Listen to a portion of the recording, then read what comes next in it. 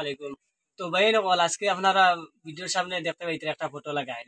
তো এই মানুষটা ডিমাপুর তাকে হঠাৎ করে নিখোঁজ হয়ে গেছে।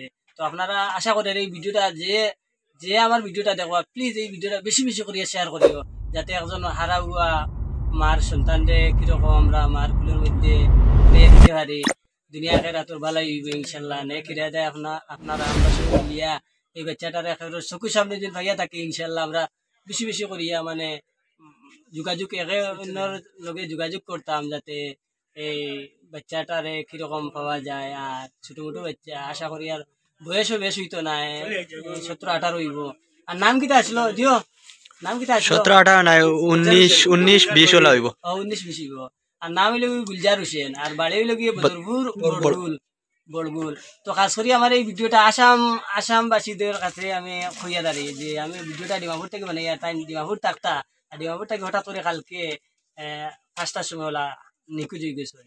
তো আমরা ডিমাপুর থেকে বানানোর উদ্দেশ্য তাই ডিমাপুর থাকেন আর বাড়ি করে কোনো বাড়ি ভাইয়া থাকেন। তো আমরা এই কন্ট্যাক্ট নাম্বার দিছি, এই কন্ট্যাক্ট নাম্বারে যোগাযোগ করবা।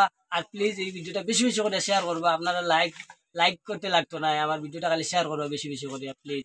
দয়া করে আপনার কাছে জোড়া করে যাতে আপনার তোর জরিয়ে আপনার তোর জড়িয়ে হারা হুয়া বাইরে যদি মার কুলে উঠিয়ে দিতে পারি ওটাও ভাই।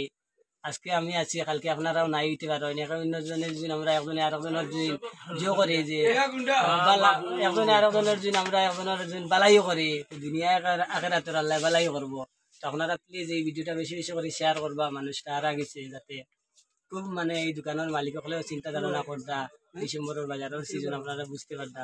তো আমি বেশ ভিডিও নাম আর কি আপনারা আশা করে বুঝতে পারছেন, আর আপনারা বেশি বেশি করে শেয়ার করবা। ওখানেও বক্তব্য শেষ করলাম। আসসালামু আলাইকুম।